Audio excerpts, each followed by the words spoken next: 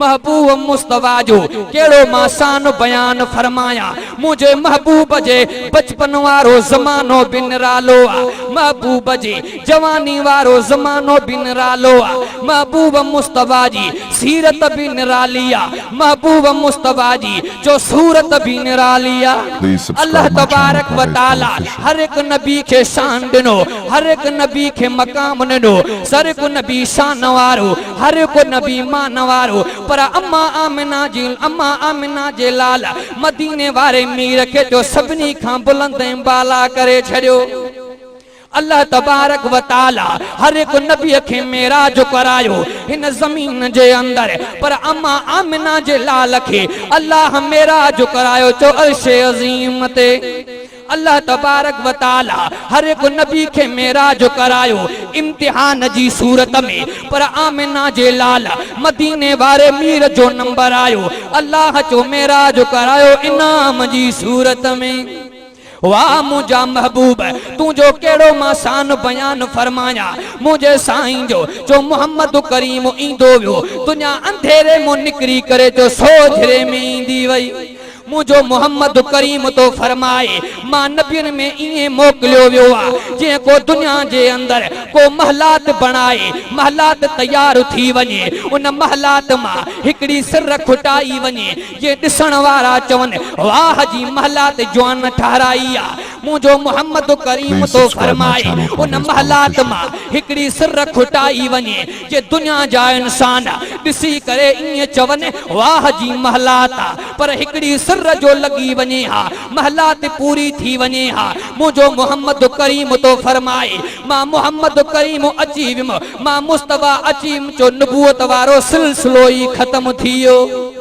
वाह मुझा महबूब तू जो केड़ो मासान बयान फरमाया आमिना जो लालो सबनी का पहरा पैदा थो आ पर अल्लाह तबारक व तआला मुस्तफा जे नबूवत जो मुस्तफा के अल्लाह तबारक व तआला आखिर में नबी जो ज़ुहूर फरमायो आ पर मोहम्मद करीम के अल्लाह तबारक व तआला आखिर में ज़ाहिर करे 1,24,000 नबियन जे मथा जो दस्तार सजाए छड़िया। वाह मुझा महबूब मुझो मुस्तफा भी शान वारो आ मुझो मोहम्मद करीम मान वारो आ हर को नबी शान वारो आ हर को नबी मान वारो आ के लप रहमत मिलिया के झोल रहमत मिलिया पर आमा आमिना जे लाल मदीने वारे मीर जो नंबर आयो अल्लाह कुरान में आवाज दिनो रब जो कुरान छातो बयान फरमाए ओ ठुल जा जवान तवज्जो दी जाए रब जो कुरान छातो फरमाए वमा अरसलनाका इल्ला रहमतल लिल आलमीन। ओ मुझा मोहम्मद दुनिया वालन के खिताब फरमाए दुनिया वालन के ऐलान फरमाए तमाम मोहम्मद सजे जहान वरन जे ला रहमत बणजी आयो। वाह मुझा मोहम्मद तू जो केड़ो शान बयान फरमाया को नबी के कौम जो नबी बनजी आयो को के डिवीजन जो नबी बनजी आयो को के खते जो नबी बनजी आयो ओ दुनिया जा मुसलमान पर आमिना जे लाला मदीने वारे मीर जो नंबर आयो अल्लाह कुरान में आवाज दिनो या अय्युहन्नास इन्नी रसूलुल्लाहि इलैकुम जमीया। ए मुझा मोहम्मद करीम दुनिया वालन के ऐलान फरमाए तमाम मोहम्मद तमा समूरन जो नबी बनजी आयो मुझो मोहम्मद करीब शान वारो नबी आ मुस्तफा मक्के में आ रब जी रहमत मक्के में आ महबूब मदीने में आ रब जी रहमत मदीने में आ मुस्तफा हुनैन में आ रब जी रहमत हुनैन में आ मुस्तफा तबूक में आ रब जी रहमत तबूक में आ ओ ठुल वारा जवान उन मोहम्मद करीम जे कुरान उन मुस्तफा जे फरमान जो अजो अज़कार तुझे ठुल जे शहर में आ त रब जी रहमत भी तुझे ठुल शहर में वसई थी।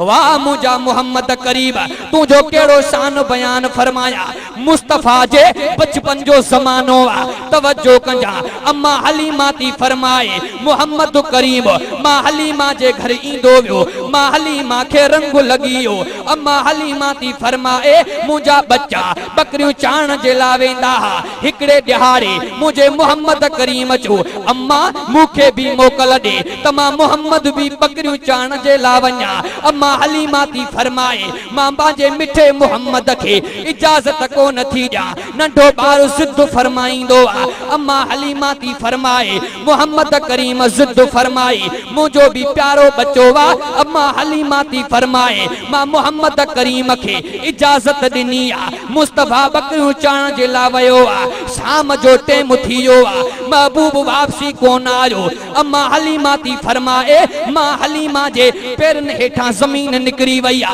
मुस्तफा छो देर कईया अम्मा हलीमा ती फरमाए हिया जो झंग दे अचा मोहम्मद करीम बैठो आ पर निमानी हालत आ अम्मा हलीमा आई आ ओ मुझा मोहम्मद देर छो कई थी मां हलीमा के मजो घर में को न पियो अचे तुझे तरफ आई आया मुझो मोहम्मद करीम तो फरमाए ओ मुझी अम्मा हलीमा जेका तू मां मोहम्मद जे नाले ते बकरी कई हुई उहा बकरी गुम थी वैया जेसी तई मां मोहम्मद जी बकरी नहीं दी तेसी तई मां मोहम्मद को न उथंदो माए वाह मुझा मोहम्मद अम्मा हलीमा ती फरमाए मां त जाना पई झंग में बकरी वैया इते बगड़ जानवर खाई खत्म करे आ हुंदा पर चो मुस्तफा जी बकरिया वाह मुझा मोहम्मद करीम तू जो शान आ अम्मा हलीमा ती फरमाए मां दिसा थी त बकरी किया थी अचे अम्मा हलीमा ती फरमाए हिया जो नजर क्या छा जो दिसा त बकरी ईंदी पया पर पुठा बगड़ भी ईंदो पियो आ वाह मुझा मोहम्मद करीम अम्मा हलीमा ती फरमाए बगड़ मुस्तफा जे दरबार में आयो आ मुझो मोहम्मद करीम पुछा तो करे ओ बगड़ मां मोहम्मद के एडो इंतजार छो करायो थी कादे मां मोहम्मद जी बकरी काहे वयो है उहा बगड़ तो फरमाए ओ मुझा मोहम्मद करीम मुखे केड़ी खबर तई मोहम्मद करीम जी बकरिया वाह मुझा मुस्तफा अम्मा हलीमा ती फरमाए बगड़ चवण लगो ओ मुझा मोहम्मद मां तुझे बकरी खे जाने डर में काहे त गोश्त खावा थे पर गैबी आवाज आयो ओ बगड़ खबरदार थी जा ये के मीर जी बकरी न थी ये के वडेरे जी बकरी न थी ये मुझे मोहम्मद करीम जी बकरी थी मता हथ लाए से त तबाह व बर्बाद करे छजाए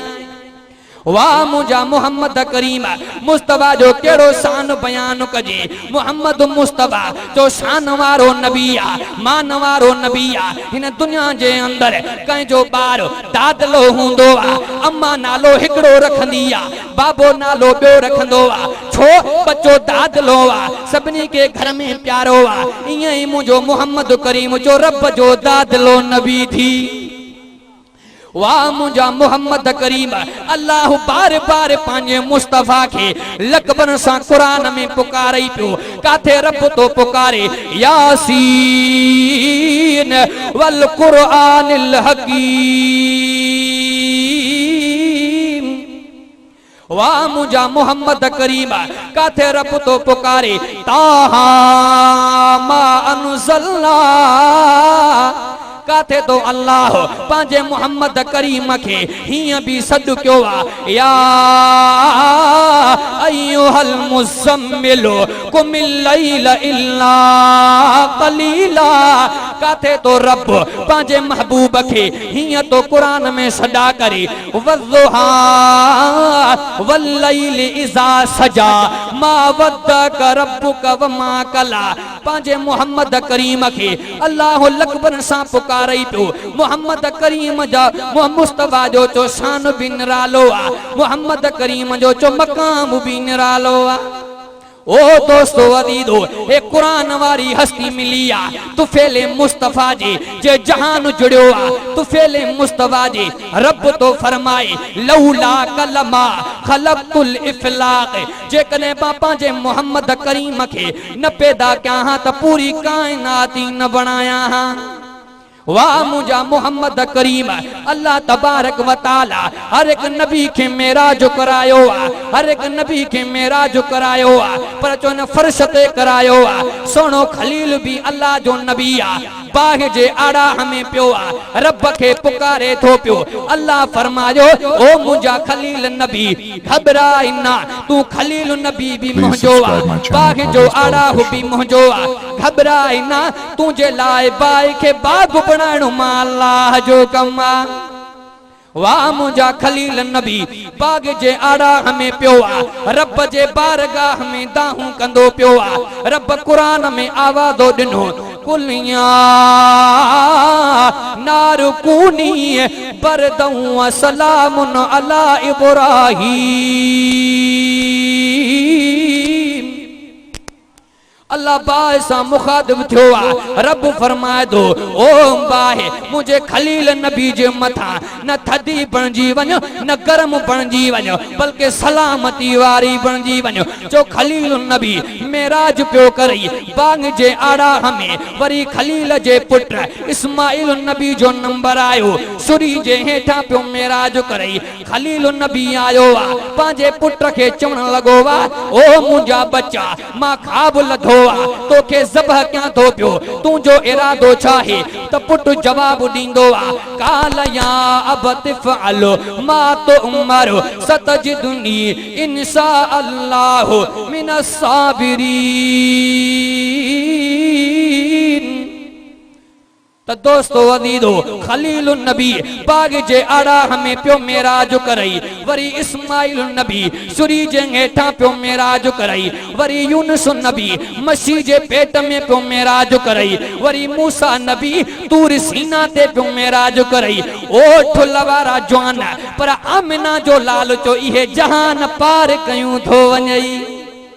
वाह मुझा मोहम्मद तू जो केड़ो मां शान बयान फरमाया मोहम्मद मुस्तफा जो शान भी निरालो मान भी निरालो टेम भी थोरो आलम सगोरा पोयों वेठान दोस्तों अदीदो जे टेम हुजे हां त वाह जो मेराज बयान कया हां वाह मुझा मोहम्मद आखिरी गाल मुझो मुस्तफा शान वारो मुस्तफा जा एतरा मौजज़ान बुद्धि बुद्धि तुझो अकुल हैरान थी वने अर उतबो सहाबिया उनके ट्रे घरवारियों ने कहा में वडी घरवारी जो नालो उम्मे आसिमा उतबो साईं खुशबू तको न हणदो हो उतबे साईं जो ट्रे घरवारियों हन उए पुछा कंदियो वो उतबा गाल त बुधा तू अतुर केड़ो हणदो तू अंबीर केड़ो हणदो उतबो साईं दो फरमाए मां त खुशबू काई भी कान हणदो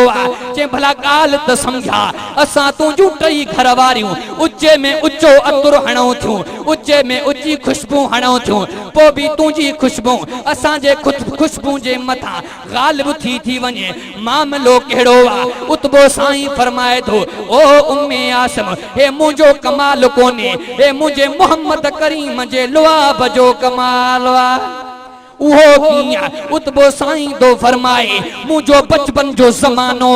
मां बीमार थी पियो मुखे बाबो मोहम्मद करीम जे दरबार में वठियो ओ मुझा किबला साईं बच्चे जी तबीयत खराब ठीक को न थियो थे उतबो साईं दो फरमाए मुझे मोहम्मद करीम मां जी कमीस मथे करे पांजो लुआब मुबारक मुझे पेट ते घुमाए करे दुआ जो फरमाई अज तई मां उतबे जे जिस्म मां मोहम्मद करीम जे लुआब जे खुशबू करजे करे वने ही कोन थी वाह मुझा मोहम्मद करीम ओ दोस्तों अदीदो एड़े यार के विसारे वेठा हो एड़े मुस्तफा जी दामन छड़े वेठा हो याद रख जाए ओ दुनिया जा मुसलमान एड़े यार के विसारो थी त क़यामत जे दिहाड़े रत जा गोढ़ा रोना पौंदई अज दुनिया जे अंदर ये दाढ़ी कोन थी वणे पई मुस्तफा वारी दस्तार कोन थी वणे अज दुनिया बड़बड़ थी कंदी वते त देवबंदी नबी के न मनींदा थी जे मुस्तफा के न मञूं हा त मोहम्मद करीम जी दस्तार न सजायूं हा मोहम्मद करीम के न मञूं हा त सुन्नत सुहारी न छॾियूं हा जे मोहम्मद करीम के न मञूं हा त कुरान जा आलम न थियूं हा मोहम्मद करीम के न मञूं हा कुरान जा कारी न थियूं हा असां उलमा देवबंद वारा इए चवंदा हूं जंहिं ज़मीन ते मोहम्मद करीम पंहिंजा नुबूवत वारा कदम मुबारक रखे मुस्तफा जे घुमण जे करे महबूब जे कदमन जे करे घुमण जे करे जेका ज़मीन तऊं मिट्टी उथे उहा पंहिंजे उहा मिट्टी हिन अखियुनि में सुरमो बनाए पायूं उहा मिट्टी अखियुनि में सुरमो बनाए पायूं पोइ बि मुंहिंजे अखियुनि जो शान मथे आ घटा ओ ठुल जा जवान तबी उन मोहम्मद करीम जे जुती मुबारक जे दस मुबारक जो शान जो मथे आ वाह मुझा मोहम्मद अज मुस्तफा वारी सुहारी न थी वणे दाढ़ी को न थी वणे अज दुनिया बकवास थी कंदी वते अरे मौलवी हेड़ो आ याद रख जा दुनिया में मौलवी तोखे न थो वणे जरे मसर जो मैदान थींदो यो दाढ़ी वारो जवान यार मोहम्मद करीम जे कतार में हुंदी दाढ़ी कंहिंखे कोन थी वणे मुस्तफा जी सुन्नत जे करे सहाबा पंहिंजूं जानूं चो कुर्बान करे छॾींदा हा हिकिड़ो सहाबी आ आखिरी ॻाल्हि आ मोहम्मद करीम जे साम्हूं वेठो आ साम्हूं जो आयो मुंहिंजे मोहम्मद करीम पंहिंजो मुंहुं मुबारक हीअं फेरायो आ वरी मुस्तफा आयो आ वरी मुंहिंजे साईं पंहिंजो मुंहुं मुबारक हीअं वरी मुस्तफा आयो आ वरी सहाबी आयो आ मुझो मोहम्मद करीम सहाबी ॾांहुं उथी करे मुंहुं मुबारक मोड़ियो आ सहाबी अॻियों आयो आ ओ मुंहिंजा मोहम्मद करीम माखों भला माखों गलती कहिड़ी थी वई आ मूंखों खता कहिड़ी थी वई आ ओ मुंहिंजा मिठा मोहम्मद जो मां तव्हां जे साम्हूं वेहां थो पंहिंजो मुंहुं मुबारक फेरायो था मुंहिंजो साईं तो फरमाए ओ सहाबी तू मां मोहम्मद करीम जी दाढ़ी मुबारक कटिया तू मां मुस्तफा के ईज़ायो आ इन करे मां मोहम्मद जे सामो नवे वो सहाबी तो फरमाए ओ मुंहिंजा मोहम्मद करीम कसम उन करब करीम जे कारीगरी ऐं कुदरत जो ओ मुंहिंजा मुस्तफा मां दाढ़ी कूड़ाई कोने मां दाढ़ी कटराई कोने मुझे साईं पुछा कई बाकी छा मामलो आ जैसे बीमारी जी हालत में एड़ी बीमारी लगी आ जो मुझी दाढ़ी छणी वई आ मुझो मोहम्मद मुस्तफा मुर्की पियो आ ओ ठुल जा जवान तू मुरकंदो आ तुझे वात में पानी इंदो आ तू मुरकंदो आ तुझे वात में थुकुन जूं बूंदूं निकरंदियूं थी पर आमिना जो लाल जॾहिं मुर्की पवंदो हो रब जो जन्नत जा 8 ई तबक खोले छॾींदो हो वाह मुंहिंजा मोहम्मद करीम तू घुमंदो आ कुछ भी कोन थींदो आ मुस्तफा घुमंदो हो रब शरीयत बनाए छॾींदो हो तू ॻाल्हाईंदो वा कुछ भी कोन थींदो आ पर मोहम्मद और भी ॻाल्हाईंदो हो रब जो कुरान बनाए छॾींदो हो सहाबी वेठो आ मुंहिंजे मोहम्मद करीम उन सहाबी के फरमायो पुट ओरे आ मोहम्मद करीम जे ओरे आयो आ मुंहिंजे मोहम्मद करीम पंहिंजो लुआब मुबारक उन सहाबी जे दाढ़ी मुबारक ते मखे करे पंहिंजा नुबूवत वारा हथड़ा मुबारक रब जे बारगाह में खया वो सहाबी तो फरमाए जेका मुंहिंजी दाढ़ी महीननि में निकरणी हुई उन ॾींहनि में इए फूह करे निकरी पई ॼण त सालनि जी दाढ़ी मुंहिंजे चेहरे ते हुई वाह मुंहिंजा मोहम्मद तुंहिंजो केड़ो शान बयान फरमाया मोहम्मद करीम शान वारो नबी आ मोहम्मद करीम के जानवरन भी सुञातो आ ओ दुनिया जा मुसलमान पर तू कोन सुञातो आ ये तौहीद वारन जी जमात आ ये अल्लाह वारन जी जमात आ जे तौहीद जो इनकार कंदे देवबंदी मुकाबलो कंदा जे मुस्तफा जे सीरत जो इनकार कंदे देवबंदी मुकाबलो कंदा जे सोने उम्र जे शान ते बकवाद कंदे हे देवबंदी मुकाबलो कंदा असां अबू बकर जा भी नौकर असां सोने उमर जा भी नौकर असां सोने उस्मान जा भी नौकर असां सोने अली जा भी नौकर सोने हसन जा भी नौकर सोने हुसैन जा भी नौकर असां हिय भी चौंदा हूं मुस्तफा का हम सफर अबू बकर वरी हिय भी चौंदा हूं गली गली नगर नगर उमर उमर उमर उमर वरी हिय भी चौंदा हूं कातबे कुरान जो सोनो उस्मान वरी हिय भी चौंदा हूं नगर नगर गली गली चो अली अली अली अली वाह मुंहिंजा मोहम्मद दुनिया थी चए त हे न अली खे मञींदा आहिनि न हसन हुसैन खे मञींदा आहिनि टेम कोन्हे न त वाह जी मोहम्मद करीम जी सीरत ऐं सहाबा जी सीरत शान ऐं अहल बैत ऐं करबला जे मैदान वारो वाह जो वाक़ियो बयान कयां। तो दोस्तों अज़ीज़ो आलम सगोरा बैठा आहिनि इंशाअल्लाह उन्हनि जा बि खिताब थींदा। तकरीर जो मक़सद इहो हूंदो आहे त बाद में अमल कजे। तकरीर जो मक़सद इहो कोन हूंदो आहे त बाद जो का सुर ॿुधी करे माण्हू हलो वञे, ईअं कोन हूंदो आहे। जो इंशाअल्लाह अॼु अज़म कयो असां पंहिंजे बच्चनि खे बि जो रब जो क़ुरान पढ़ाईंदासीं। सब हथ मथे करे चओ जंहिंजी बि मुस्तफ़ा सां मोहब्बत आहे असां पंहिंजे बच्चनि खे रब जे क़ुरान जी लोली जो ॾींदासीं। मां हिकु जाते तकरीर कयां पियो त सादो हिकिड़ो अमरा आयो नवाब शाह जे पासे जे अॻिले हफ़्ते प्रोग्राम ते वियुमि। पोइ चयमि बाबा पंहिंजे बच्चनि खे क़ुरान पढ़ायो। चई मौलवी साहिब तकरीर में थियो। चई भला ॻाल्हि ॿुधा पंहिंजे घरवारी खे बि पढ़ाए सघां थो? चई उस्ताद मां पाण जेको आहे त कुझु पढ़ियल आहियां पर मुंहिंजी घरवारी सफ़ा ठिप पढ़ियल कोन्हे। मां जो बाबा पढ़ाए सघे थो? चई मौलवी साहिब तव्हां मौलवी पाण चवंदा हो त उस्ताद अबे अमा जी जाइ ते हूंदो आहे तव्हां पाण चवंदा हो। चई मौलवी साहिब पोइ त निकाह टुटी वियो न। मां जो बाबा ईअं कोन्हे। जो इंशाअल्लाह असां पंहिंजे बच्चनि खे रब जो क़ुरान पढ़ाईंदासीं। इन क़ुरान को सवा चाढ़ो ही कोन है जैसी ताईं रब जो क़ुरान इन दुनिया जे धरती ते मौजूद आहे तैसी ताईं जो क़यामत कायम थियणी न आहे। इंशाअल्लाह जो असां इन क़ुरान वारी ॿोली लोली पंहिंजे बच्चनि खे ॾींदासीं त दोस्तो अज़ीज़ो जेको मां चयो तव्हां ॿुधो। अल्लाह तव्हांजी हाज़िरी मुंहिंजी हाज़िरी मुंहिंजो ॿुधाइण तव्हांजो ॿुधण मुंहिंजो वेहण तव्हांजो वेहण रब पाक पंहिंजे बारगाह इलाही में क़बूल ऐं मक़बूल ऐं मंज़ूर फरमाए। ओ छॾियो दुनिया जे लालच वारा ज़ोर छॾियो दुनिया जे लालच वारा ज़ोर फुल वारो ॿेली मुड़ुस तायो मोर मतां लॼायो पंहिंजे लोईअ खे। व आख़िर दावाना अनिल हम्दुलिल्लाहि रब्बिल आलमीन वमा तौफीकी इल्ला बिल्लाह अलैहि तवक्कलतु व इलैहि उनीब। जिंदगी बाकी मुलाकात। Please subscribe my channel Parvez Pal Official.